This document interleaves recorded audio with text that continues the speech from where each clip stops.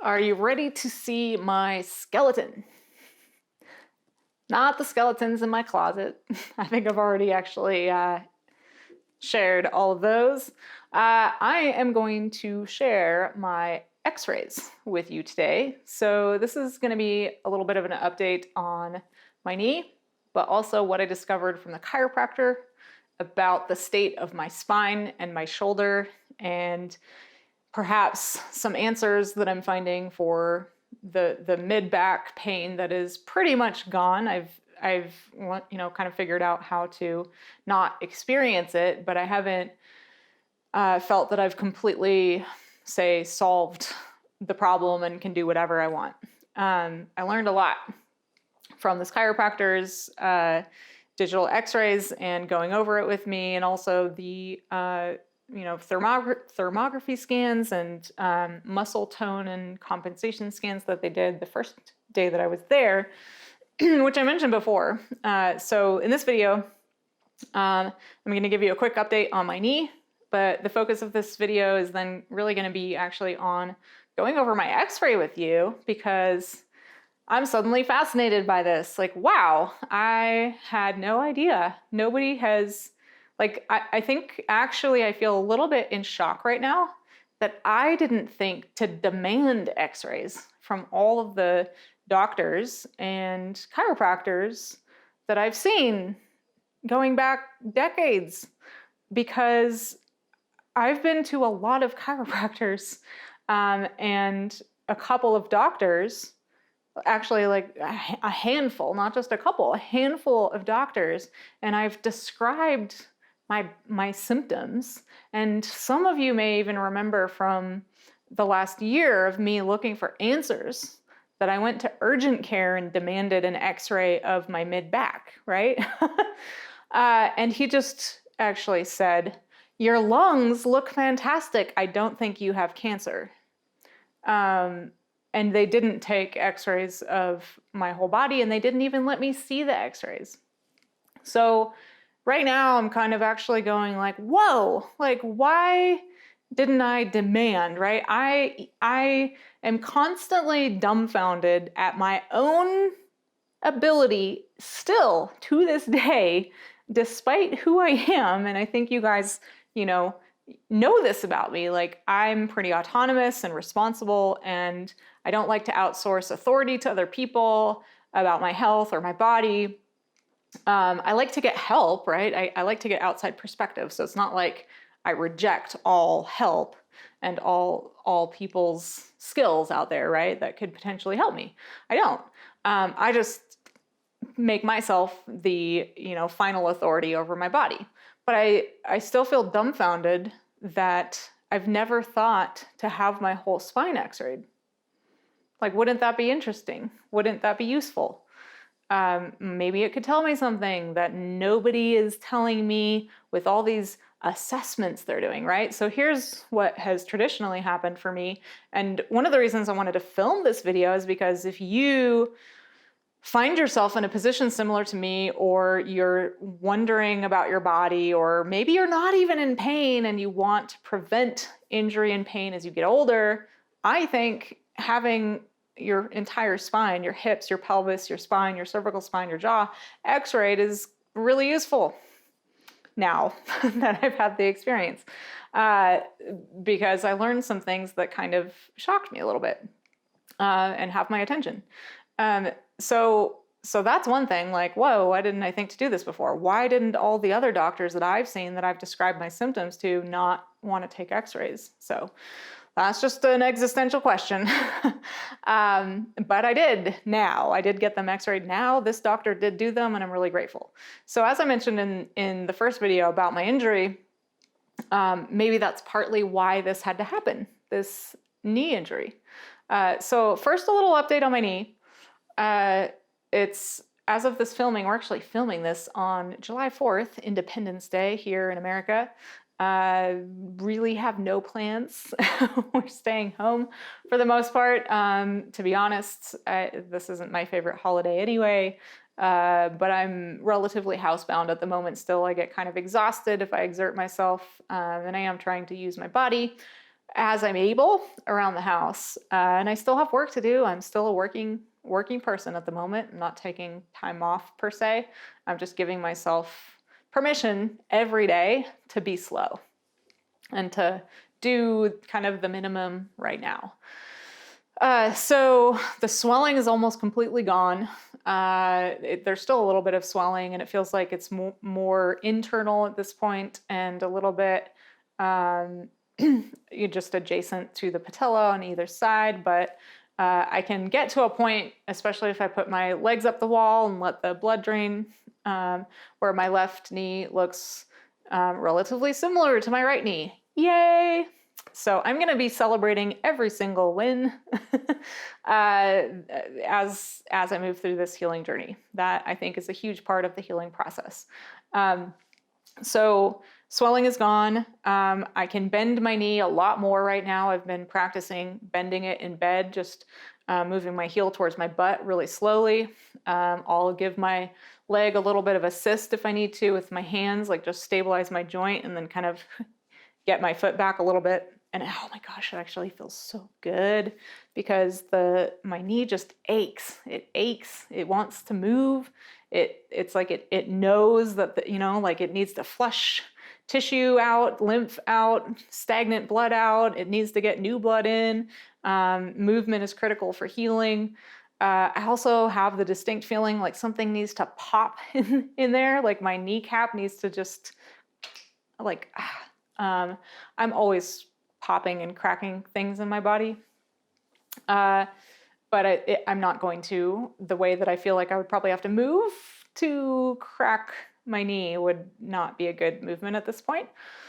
But I am testing a lot of my assumptions about my body right now, and we're filming a video about that for you, so make sure to check that out. We're just kind of updating you with a few videos this week on different kind of themes of my healing journey and progress. I have been kind of doing what I can with a little bit of fascia release on a softball for my calf.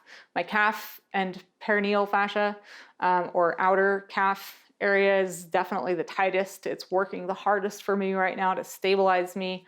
I don't have a lot of internal muscle capacity at the moment, just from the tear being on the inside on that medial knee. So I don't feel like I'm using my VMO or my adductors very much at the moment, just kind of moving in ways that give me a lot of lateral stability while I walk. And I'm just letting that be what it is right now. I'm feeling restless a lot. Like if I sit too long, I want to get up and move and straighten my leg. If I'm on my feet and my leg is straight too long, then I want to sit. So I'm just kind of moving a lot. But I think that's a good thing. I'm no longer on crutches, so I haven't used crutches in about 2 days now. And I'm very optimistic still. I'm feeling positive about this, and in terms of healing, like you can heal an MCL tear naturally. It gets good blood supply. I haven't had Stefan step on me yet or do any kinetics. I don't feel quite ready for that yet. And the reason is, and I haven't done any like foam rolling for my quads. So I'm hesitant to do anything like that because it would require me to move my lower leg in a way that I'm not prepared to move it yet. I'm a little scared. I'm going to admit that. But I'm listening to my body, right? I think that's part of it. Even in bed, if I try to roll over one direction, like from my left side, say onto my stomach or onto my right side, where my knee is on the bottom, as I roll over, that feels very vulnerable. But as I roll over on my right side, with my knee kind of lifted in the air, it feels vulnerable, like if it just collapsed, right? Like it feels like it's going to collapse because there's nothing on the inside holding it up. So just kind of aware of those sensations, walking up and down the stairs differently. So again, we're going to film a video on that. So yeah, that's my short update. Mostly feeling pretty good. Still haven't iced. And now I want to go over the chiropractic appointment and the x-rays with you because I just found this very, very fascinating. So I have the pictures in front of me and we're going to put them on screen. I'm getting vulnerable with you guys. You can see my fat rolls and my boobs. You know, it's an x-ray, but whatever. I personally find this really interesting, and I'm hoping it helps at least one of you. If it helps one person for me to put these on the internet and go over it with you and talk about why I think this is interesting, why it matters, what I'm getting from it, and how I'm going to use this information to heal myself, not just from this knee thing, that will feel worth it to me. Because maybe you're gonna feel inspired to do something similar. So first of all, the reason I wanted to get these x-rays is because if my body is preoccupied with other minor injuries or maybe even simply a nervous system, a central nervous system or spine that isn't fully functional, isn't optimized for blood flow and communication and cerebrospinal fluid, then my body's going to have a harder time healing my knee, right? Because now it's got a lot going on. It's kind of like, can you cook dinner, watch the kids, call your mom, and, you know, paint something all at the same time? Yeah, that'd be pretty difficult. So I want to give my body the best possible chance of healing. And I also figured, hey, this is a great opportunity. They do digital x-rays. I'm going to take advantage of it. This is interesting technology to me. I've never seen any other office offer the technology that they offer. And I was curious, as always. I'm just super curious about my body. So when we went back in to have the chiropractor go over it with me, I could tell as soon as he kind of came in the room, he was like, all right, we're going to, go over this, the good, the bad, the ugly. And I knew when he said that, like there's going to be something bad or ugly about my x-rays, some bad news. And yeah, I was definitely surprised here. So the first x-ray I'm going to show you is, I believe, the first one he showed us, which is the head-on x-ray. So they have you open your mouth to do it so that you can see the full cervical spine. And you can kind of see the degree of straightness of the spine, as well as, the hip and shoulder angles and all of that. So the thing that he first mentioned that, I wouldn't necessarily know how to read an x-ray. Like, I can see some things on here, of course, but then what does it mean? But the very first thing he kind of pointed out was my sacrum and my tailbone. And he was like, I've never seen somebody with a sacrum or tailbone that's shifted so much to one side who also has relatively even hips. He was like, I've never seen that. Now, it could be because I'm injured. Like, maybe I'm standing in a way that, ironically, while I'm uneven right now, maybe evened out my hips for this x-ray. I just want to give that out as a possibility. But I was trying to stand as evenly as I could. So slightly bending both knees. I just really wanted accurate data about my spine. So the sacrum, though, is really shifted over towards my right, my tailbone, the coccyx. And this is just very interesting, and it probably goes back to my fall. The fall I had roller skating when I was 17 in 1997, and I never had it taken care of. So I never went to somebody who did x-rays. I never went to a physical therapist or a chiropractor or a massage therapist. I was 17. I did, I think, tell my mom that it was hurting maybe a week later because it wasn't getting better. And I think I told her, like, yeah, I think I actually really hurt myself. And so I believe she took me to one chiropractor who maybe adjusted one thing and then sent me out the door and said, you're just going to have to heal this. You're young. It's whatever. Yeah, never got it taken care of. So definitely, shifted.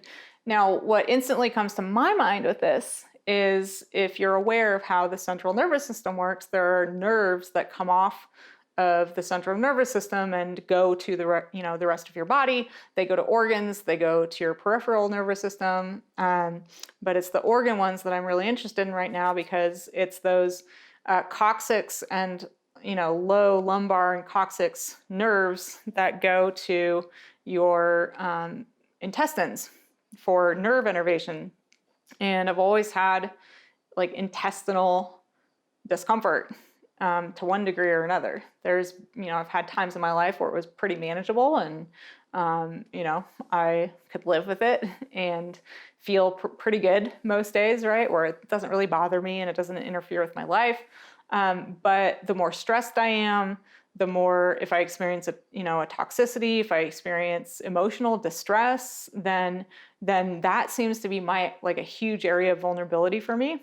I think it's also interesting to note that a lot of women, maybe men too, I don't know, I've only just heard this from women. A lot of women have coccyx or sacrum shifts with sexual trauma in early childhood.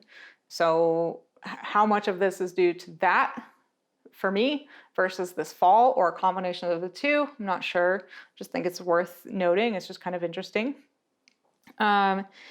Then if we are going up, so my hips are relatively even, right? There's a slight discrepancy there, but there's a huge discrepancy. It's that horizontal line that's at a real angle there from my, lumbar spine to the coccyx.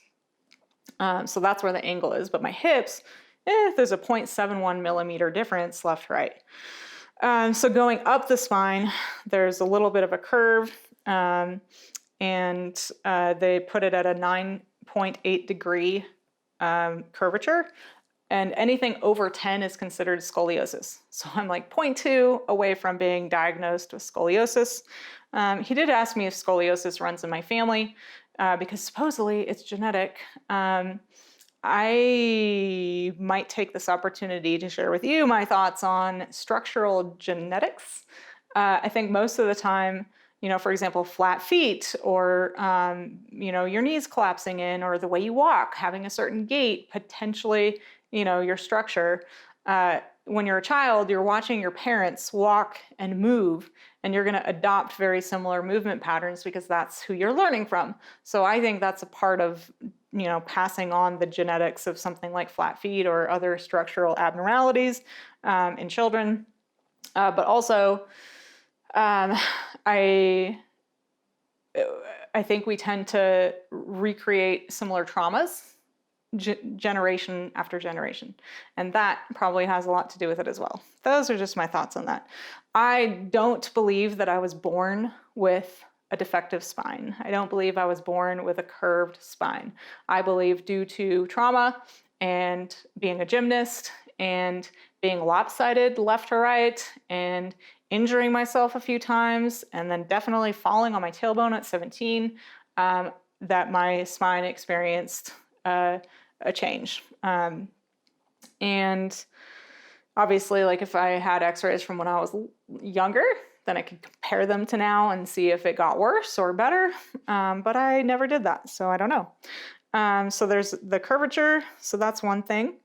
And then I guess what they're also looking for is space between discs and whatnot, which for the most part, I'm pretty good, other than at the sacrum and then one spot in the neck. So I'm going to move on to, or actually, I guess I should go all the way up to my jaw and my head. Of course, the chiropractor made the joke that your head is relatively screwed on straight. That's debatable. But there is a 1.29 degree angle of my head.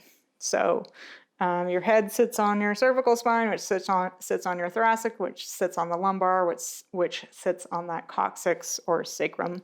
And all of that is affected by your hips.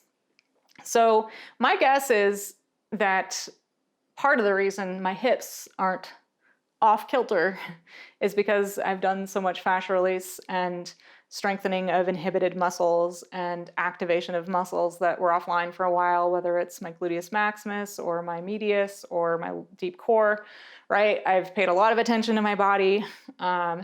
And seeing this x-ray is kind of interesting. It's like, wow, like I've been living with a lot of these things and not necessarily even experiencing pain as a result of it, per se.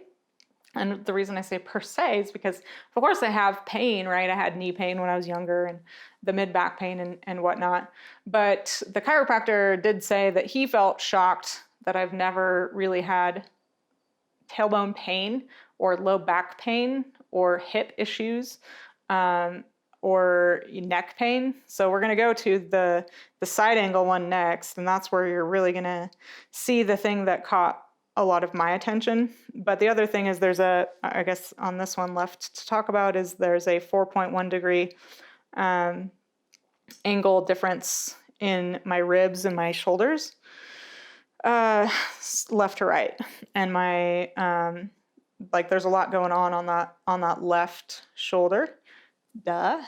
So I think what's so fascinating about this is like, I know my body really well. I mean, I literally told the woman doing the intake form with me at the chiropractor's office and the doctor, but mostly her. I told them on my intake form.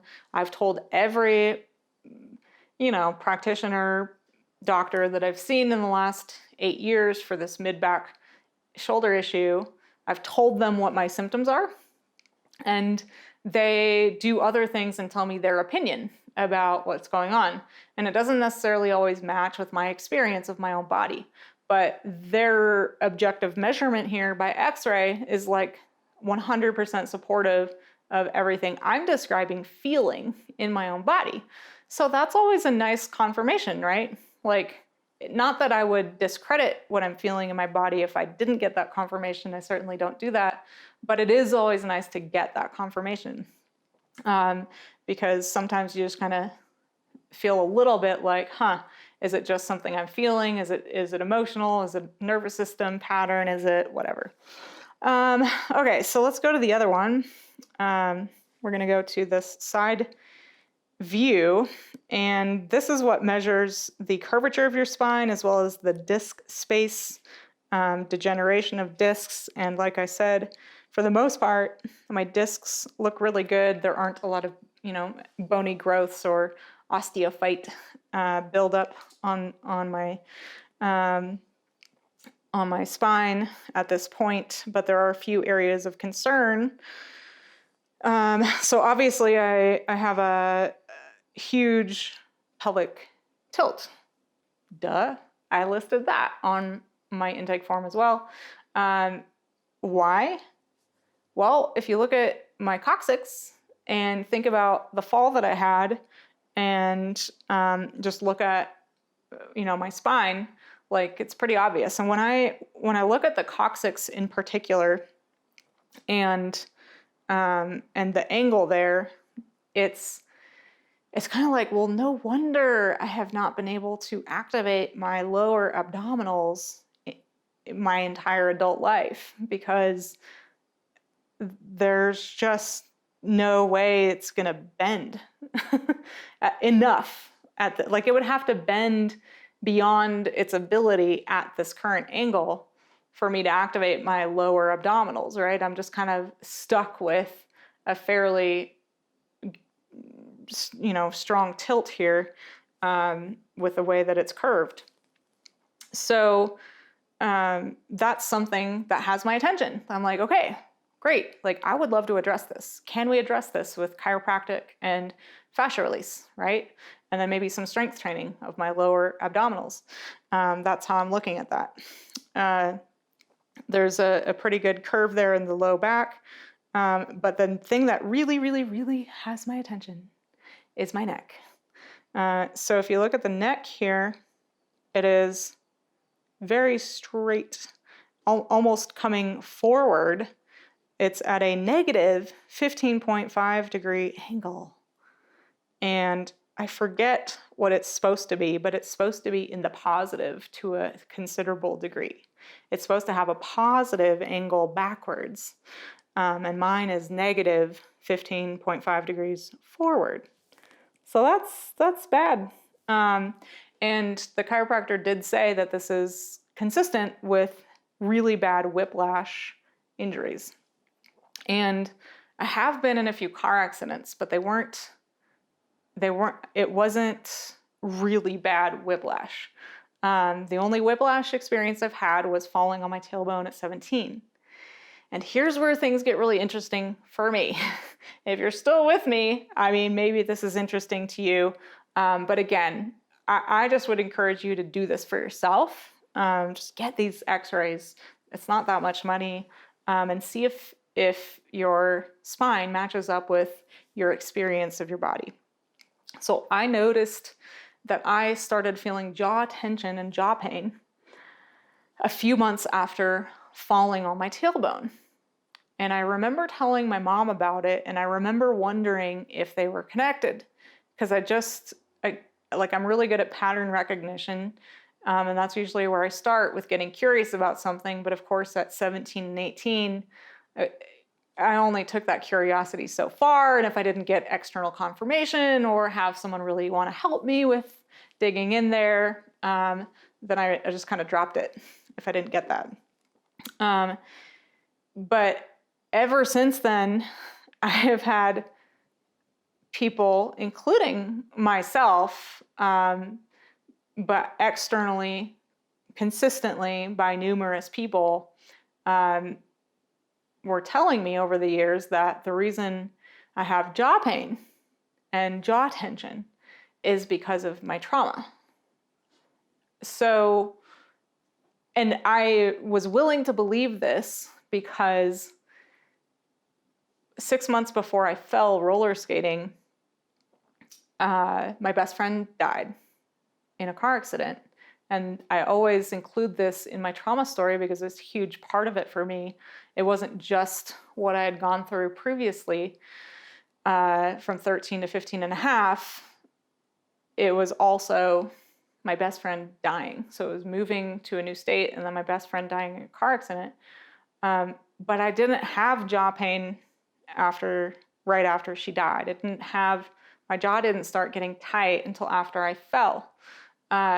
So this, according to the chiropractor, he said, with your neck this straight, and then almost coming forward at a negative angle, yeah, you're going to have jaw issues. He was really surprised I don't have headaches. But he said, you're just going to have so much neck tension because your neck is going to overwork so hard because your cervical spine is not where it needs to be. But yeah, you're probably going to develop jaw issues and jaw tension and jaw pain. So that I find very, very interesting. But also, I just think about it in terms of energy flow in my body, flow of cerebral spinal fluid. One thing the chiropractor mentioned that, of course, got my attention was the ability of the spine to act like a compression unit that absorbs mechanical stress. So, of course, I always talk about that with fascia, and the spine needs to have curvature to it to absorb mechanical stress. If it doesn't have curvature and it's straight, it feels that shock all the way through. So that was a great takeaway for me from that. I'd never thought about that before with the spine. That makes sense. So I hope that's something you'll take away from this. Maybe I'll film a shorter video just on that in the future. But yeah, I'm probably exerting a lot more effort just to exist and move than people who have a normal curvature. And then I don't have the ability to absorb a lot of mechanical stress with my spine because my cervical spine is so straight. And then, of course, both these things put a lot of stress on my mid-back, which is like where I feel pain. And then there's probably a loss of nerve innervation to my left shoulder and a lot of muscle compensation over there because of that tilt or the curvature of my spine, leading to the tilt of my shoulders. So this is, I think, again, what I just find so interesting looking at structure. My belief is that the bones go where the soft tissue leads. So where the soft tissue goes, the bones follow. However, I am a fan of chiropractic when combined with soft tissue work because I think they work beautifully together.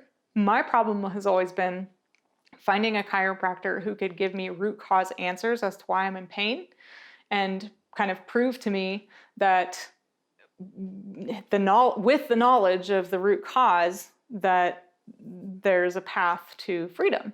Because every other chiropractor that I've been to, literally every single one, didn't take x-rays, manually kind of assessed me, told me what muscles were firing and not firing, or which nerves were maybe not communicating fully.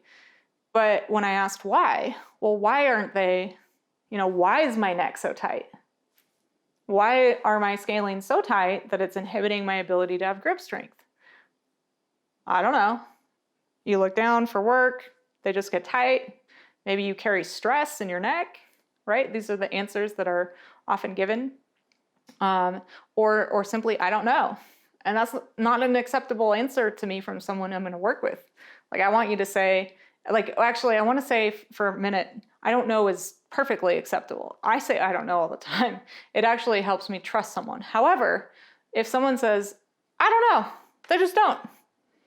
They just don't fire sometimes, If they're just nonchalant about it and they're not curious and they're not saying something like, I don't know, that's a really good question.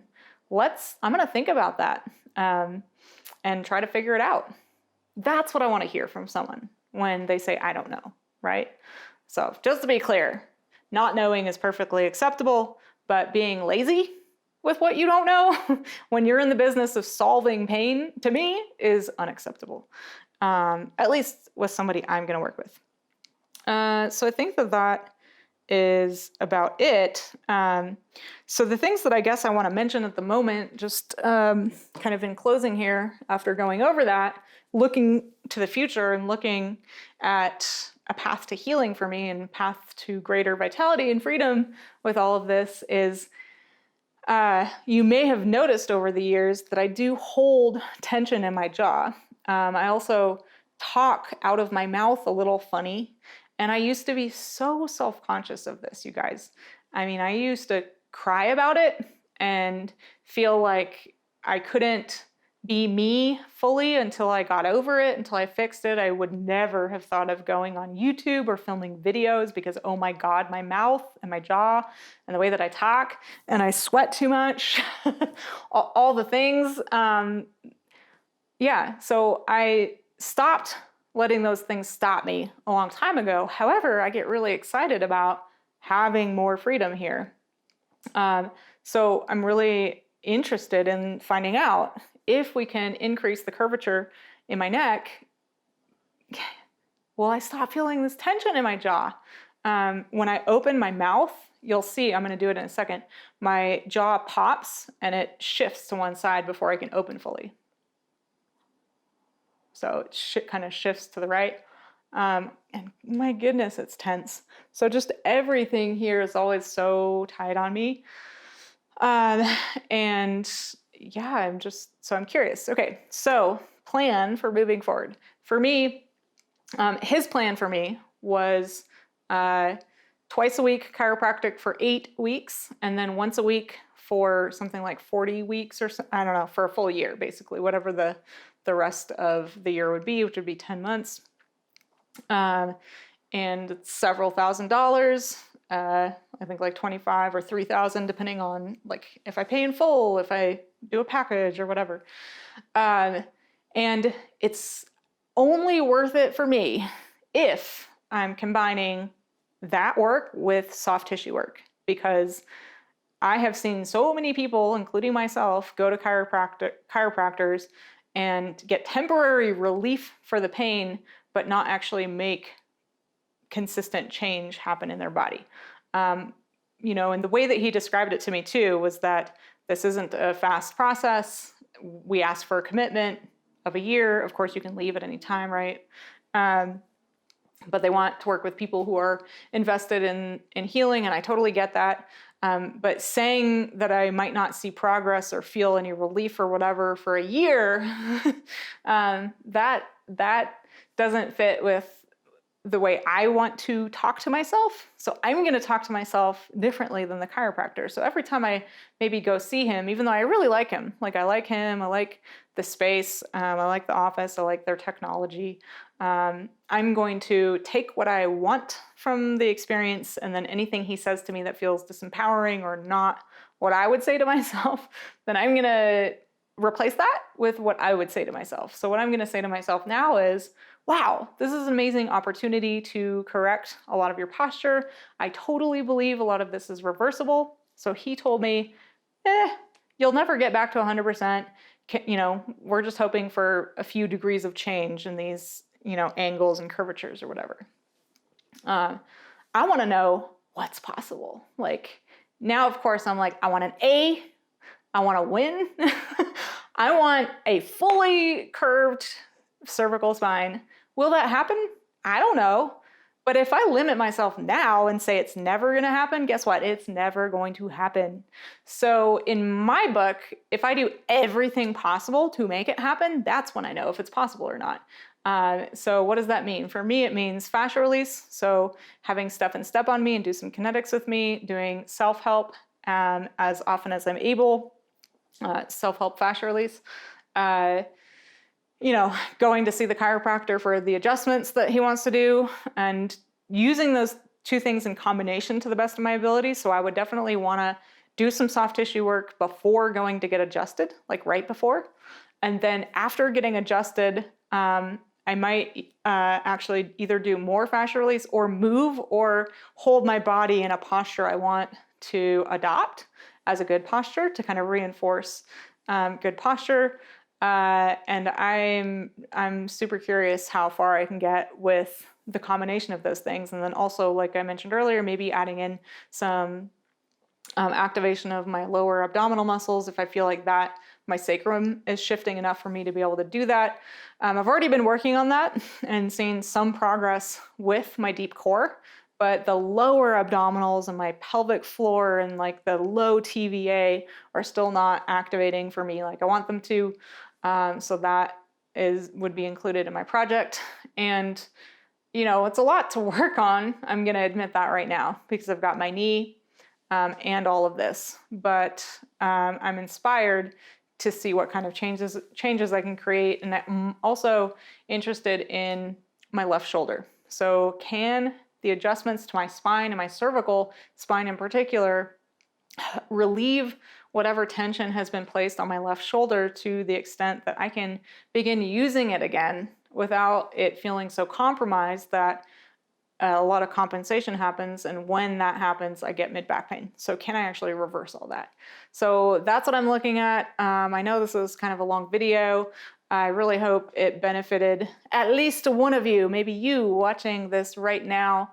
If it did, I would love to hear how. Like, how did this benefit you? Do you have a takeaway? Are you planning to find someone who can do digital x-rays for you?